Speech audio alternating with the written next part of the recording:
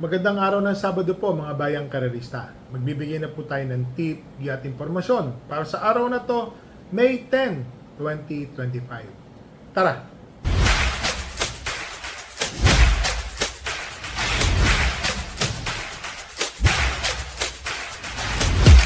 So mga bayang karerista, ngayong araw ng Sabado, ang kapal po ng lineup.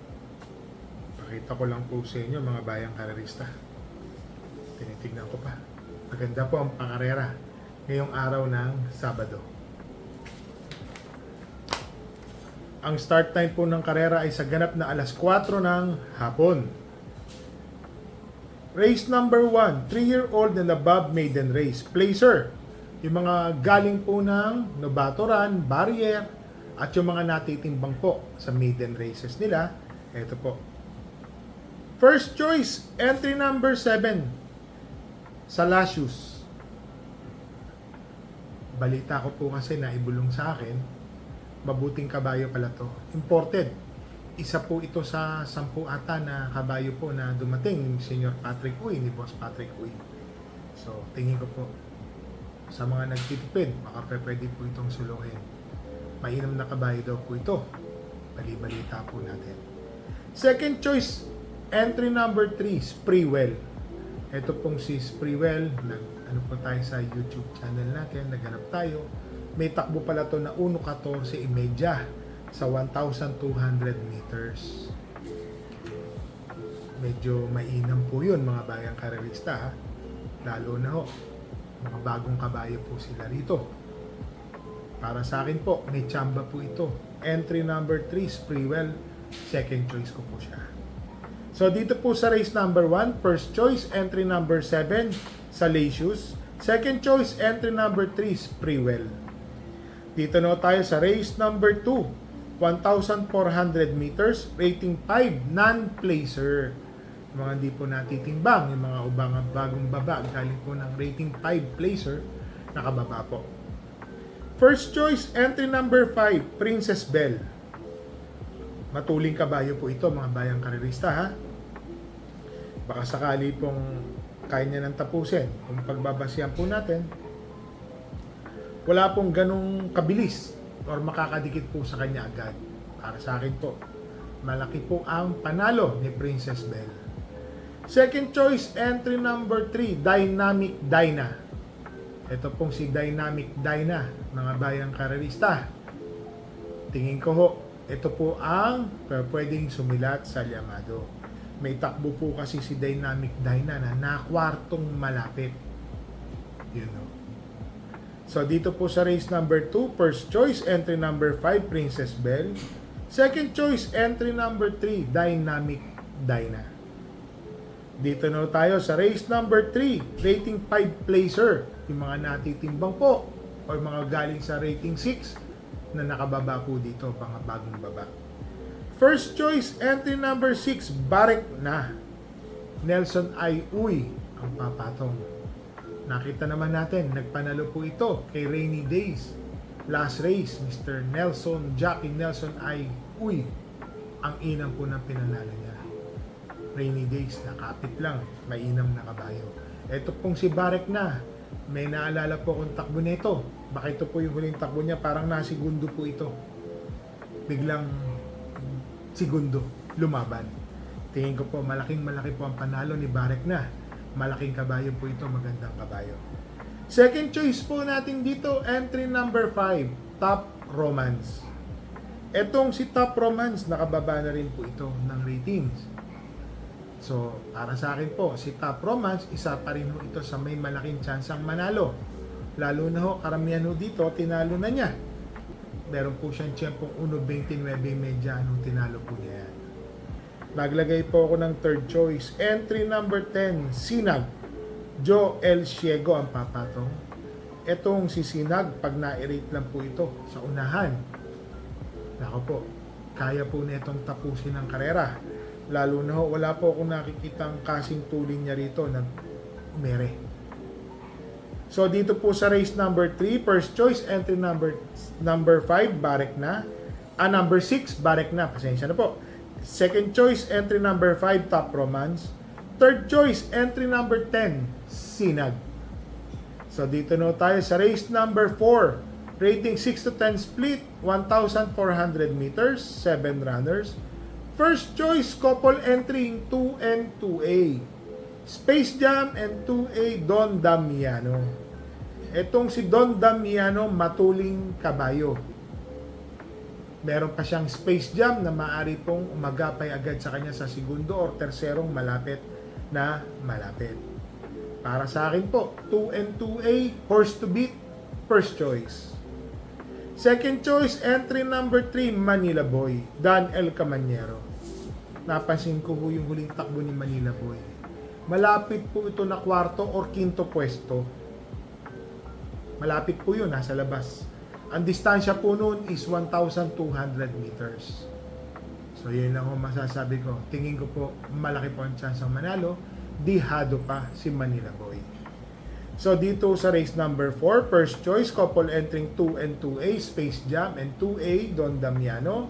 Second choice, entry number 3, Manila Boy. Dito na tayo sa race number 5, rating 11 to 15 split, 1,400 meters, 13 runners. First choice, entry number 8, Go Aidan Go. Galing sa panalo po ito mga bayang karerista ha. Mainam po yung pagkakapanalo niyan. Para sa akin po, kaya pa umulit ni Go Aidan Go, first choice. Second choice, couple entering 3 and 3A. Limon Sudan Falls and 3A Karing Melody. Etong si Karing Melody mga bayang karerista, kung di po ako magkamali, recently tumakbo yan, parang segundo or parang tersero pwesto po siya dumating. Kung pagmamasdan po natin, magaling naman din po yung mga nakalaban niya. Pero si Karing Melody po, may tulin po yan mga bayang karerista. Tas meron pa hong Limon Sudan Falls na ka-couple entry niya na pwede rin numero may mate. Para sa akin po, itong dalawang kabayo na to, second choice ko sila. Parehas pong may panalo. Naglagay po ako ng third choice. Entry number 9, King Hans. Maganda na po yung pinakita na takbo ni King Hans nung nakaraan. Nandoon na ho siya sa unahan. Nandoon na. Kumbaga sa nagsilbing batak lang po yan ngayon. Tingin ko po, malaki po ang panalo ni King Hans. So dito po sa race number 5, first choice, entry number 8, Go Aidan Go. Second choice, couple entering 3 and 3A, Limon Sudan Falls and Karing Melody. Third choice, entry number 9, King Hans. Dito na tayo sa race number 6, rating 20 to 33, 1,400 meters, 12 runners. First choice, galing sa panalo, entry number 3, Manila de Bay. Bakit ho? Yung nakalaban po niya dun na si Deputy, yung maiden na bago, medyo mainam po nakabahay. Deputy Chief ba yun? Parang gano'n po. Mainam po yun. Deputy Miss Chief pala. Mainam nakabayo po yun ni Senior Patrick Uy. Talagang mas magaling lang po talaga itong imported na isa na si Manila de Bay. So sa tingin ko po, malaki po ang panalo ni Manila de Bay. Mukhang dihado pa po ito rito. Second choice po, entry number 1, Amazing. Talagang amazing po ito. Dalawang sunod na panalo na. Napupunto na po itong kabayo na to. Nung unang panalo niyan, ang inam. Pangalawang panalo, milya ata. Yung tinakbuhan, mainam pa rin. Magaling na kabayo. Para sa akin po, nanalo po kasi ito ng locally bred. Tapos tumakbo po ng hopeful, nanalo rin po ito. Parang ganun po yun. Tumakbo po ng Triple Crown. Hindi ko lang matanda kung ano po yung tinapos niyan. Para sa akin po, may panalo po yan. Amazing, dihado. Naglagay po ako ng third choice. 8 Club Habana and 8A Gamer Winner. Si Club Habana po, mga bayang karerista, Mark Alvarez ang papatong. Yung Gamer Winner, mapapansin nyo, mainam talagang kabayo. Parehas na mainam po ito. So dito po sa race number 6, first choice, entry number 3, Manila de Bay. Second choice, entry number 1, Amazing. Third choice, couple entering 8 and 8A, Club Habana, 8A Gamer Winner. So, dito na tayo sa last race. Rating 16 to 21 split, 1,400 meters, 14 runners. First choice, entry number 14, Carmela's Love. Wala na po kasi silang bababaan. Rating 16 na po ito. Sa mga imported runners po, ito na po yung pinakasagad nila. Para sa akin po, last race to, Carmelas Lab, tingin ko po, malaki ho ang panalo. Second choice, entry number 11, Bravo. Ito pong si Bravo, mga bayang karerista. Nandoon na po ito, nandoon. So tingin ko, ngayon po, may malaking chance po itong manalo si Bravo. Sasama po natin yan. Naglagay po ako ng third choice. Entry number 4, Just Me. Nakita ko lang po sa YouTube, saka ko na mga preba-preba. Meron pala itong 1.13, 1,200 meters. Nung pag-aari pa po ito ni Boss Tony Tan.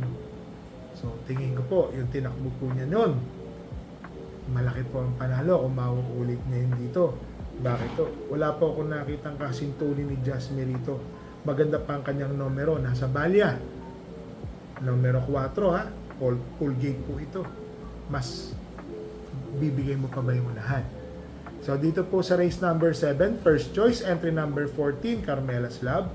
Second choice, entry number 11, Bravo. Third choice, entry number 4, Just Me. Sa mga bayang karerista, sa shoutout lang po muna tayo kay Mr. Raymond Remedios at saka pabati po niya happy birthday kay Marie Cabalia and Joanne Remedios. Happy birthday po kay Mr. Jomar Martin po. Sa mga bayang karerista ha, ito naman po ang papakiusap natin sa inyo. Sa May 12 sa darating na eleksyon, ako po, bokal naman po ako. Kung sino po yung tingin natin makakatulong sa industriya ng karera, sa paggawa ng batas, alam niyo naman.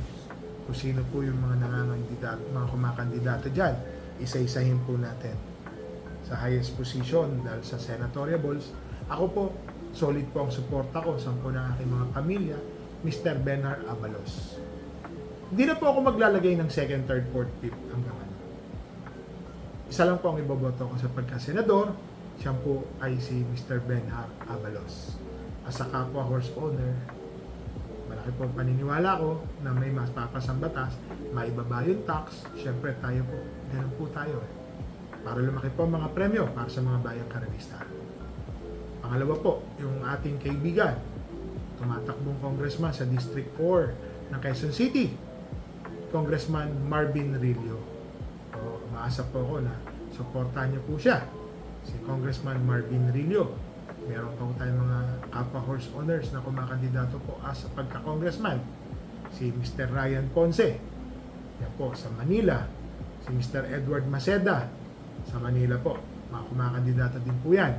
Sana po, suportahan po natin sila. Dito naman po sa Makati, si Mr. Ferdy Eusebio, kumakandidato po siya as Makati City Councilor, pati sa team niya. Yan po, kumakandidato po sila. And then dito naman po sa Pasay, alam naman natin, sila po, sila Mr. Arbet Albina, si Congressman Calixto, si Mayor Calixto, lahat po sila. Lahat po yan, mga sumusuporta po sa mga pakarera ng Metro Manila Turf Club, mga nag-i-sponsor po, yung mga nandiyan po sa Pasay. Alam ko po, kilala niyo naman po sila. Suportahan po natin sila. Then marami pa. Dito naman po si Vice Gov Sandy Javier. Opo, kumakandidato din po yan. Suportahan po natin ang ating kapwa horse owner. And then, tayo naman bilang isang mananaya, alam ko babalik din tayo doon, pakita natin ang suporta. Malay nyo po, maibaba po nila yung hinihiling natin na taxes at lalaki po ang prevyuhan. So, sa mga bayang karerista dyan, maasa po ako na sana tulungan po natin sila. So, sa mga bayang karerista, ito pa pala sa Pasig, si Mr. Buboy Agustin, kumakandidato din po yan. Marami pa hong iba marami pa ho ako narinig na kumakandidato. Pero sana po, alam ko naman, nakilala niyo naman po sila, yung mga nagsisikandidato. Alam ko naman, boboto po kayo kung ano po yung naayon sa paniniwala nyo. Parang sinasabi ko rin naman po sa inyo, your choice is good as mine. Depende po sa ating mga paniniwala. Pero nire-respeto ko rin naman po kung ano po yung mga gusto natin ng bawat isa. Sa mga bayang karerista ha, ito po, panawagan. Bet small, win big. Bet big, lose big. Ang sa akin po ay giya lang. Kung ano po yung nalaman natin na may inam, may panalo. Kung sumasablay man po tayo, kayo na pong bahala magdagdag, mamili sa mga tip natin. Kasi ang hirap po talaga ng karera ngayon. Magaganda po ang premiuhan. Lahat po naghahangad na makatama o manalo ang kanilang mga bawat kabayo. So mga bayang karerista, dala po tayo ng payong at tubig na maiinom. Nag-uulan na po sa bandang hapon. Medyo mainit. Inom tayo ng tubig. Iwas heat stroke. So mga bayang karerista, happy racing po sa inyo lahat and stay safe.